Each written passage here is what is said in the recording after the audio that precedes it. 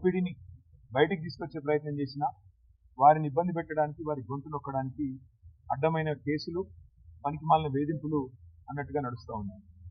మా సోదరుడు మన్నె క్రిషాంక్ గారు విద్యార్థి ఉద్యమంలో ఉస్మానియా యూనివర్సిటీ నుండి ఒక ధృవతార మాదిరిగా ఆనాడు అప్పుడున్న ప్రభుత్వానికి వ్యతిరేకంగా పోరాటం చేసి, మరి పోరాటంలో ముందుండి నడిచి, తర్వాత క్రమక్రమంగా తెలంగాణ రాష్ట్రం వచ్చిన తర్వాత పెద్దలు కేసీఆర్ గారి ఆశీస్సులతో Telangana state mineral development corporation chairman గా పనిచేసిన ఒక బాధ్యత కలిగిన సోదరుడు. స్వయంగా తాను కూడా ఒక న్యాయవాది, చదువుకున్న పిల్లోడు, పిహెచ్డి చేసిన పిల్లోడు. మరి అట్లాంటి తమ్ముడు గత 2.5 సంవత్సరాలుగా ఒకటే పని చేస్తా ఉన్నాడు.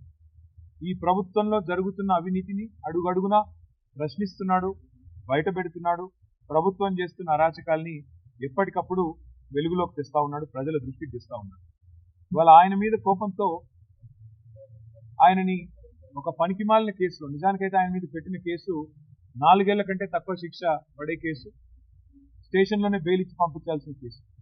కానీ జైల్లో పెట్టి, ఈరోజు 12వ రోజు జైల్లో పెట్టి హ్యాబిచువల్ అఫెండర్ అంటే ఈ అబ్బాయి ఇలాగే క్రమేపీ మరి వరుసగా చేస్తున్నాడు ఈ పని అని చెప్పి కేసులు పెట్టి దాదాపు 35 కేసులు.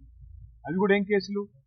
ముఖ్యమంత్రి రేవంత్ రెడ్డి గారి ప్రభుత్వం ప్రపంచ సుందరి పోటీలు ఏవైతే ఇక్కడ జరిగినాయో అందులో మిస్ ఇంగ్లాండ్ ని వేధించింది, 2 కాంగ్రెస్ నాయకులు ఆ అమ్మాయిని సెక్షువల్లీ హరాస్ చేసినారు అని ట్వీట్ చేస్తే ఒక కేసు. రేవంత్ రెడ్డి గారి అల్లుడు, వారి బినామీ కంపెనీలు, వాటికి సంబంధించిన భాగోతాన్ని బయట పెడితే మరొక కేసు. రేవంత్ రెడ్డి గారి బావమర్ది సుజన్ రెడ్డికి అమృత్లో కాంట్రాక్ట్లు ఎట్లా ఇస్తారు, కేంద్ర ప్రభుత్వం మీరు కుమ్మక్కయ్యారు అని చెప్పి అది బయటికి తీసుకొస్తే మరొక కేసు. రేవంత్ రెడ్డి గారి ఊళ్ళో కొండారెడ్డి పనిలో ఒక మాజీ సర్పంచ్ సాయిరెడ్డి గారిని వీళ్ళ సోదరులు భయపెట్టి భయభ్రాంతులకు గురి చేసి ఆయన చావుకు కారణమైనారు అని చెప్పి మరి బయట పెడితే దాని మీద ఒక కేసు. ఈ రకంగా 35 కేసులు తమ్ముడు మన్నె క్రిషాంక్ మీద పెట్టి ఇవాళ తనతో పాటు ఒక 10 మంది పిల్లల్ని ఇక్కడ తీసుకొచ్చి సంగారెడ్డి జైల్లో పెట్టి వారి కుటుంబ సభ్యులకు శోభ కలిగించడమే కాకుండా పైశాచికానందం పొందుతున్నారు ముఖ్యమంత్రి గారు. ముఖ్యమంత్రి గారిని కోరుతా ఉన్నా, ఈ ప్రభుత్వాన్ని డిమాండ్ చేస్తా ఉన్నా, మీరు బీఆర్ఎస్ సోషల్ మీడియా మీద, బీఆర్ఎస్ నాయకత్వం మీద మీరు పెట్టే శ్రద్ధలో ఒక పైసా ఈ రాష్ట్రంలో శాంతి భద్రతల అదుపు మీద, రాష్ట్రంలో జరుగుతున్న అరాచకమైన నేరాల మీద కొద్దిగా దృష్టి పెట్టండి.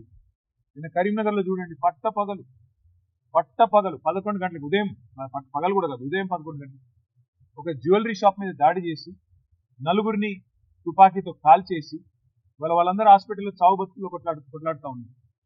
అట్లాంటి పరిస్థితులు ఇవాళ రాష్ట్రంలో ఉంటే మీకేమో ఇంతసేపు మీ మీద ఎవరు ట్వీట్ పెట్టారు, ఎవరు ఇన్స్టాగ్రామ్ లో పోస్ట్ పెట్టారు, దీనివల్ల రేవంత్ రెడ్డి గారికి పరువు ఏమవుతుంది?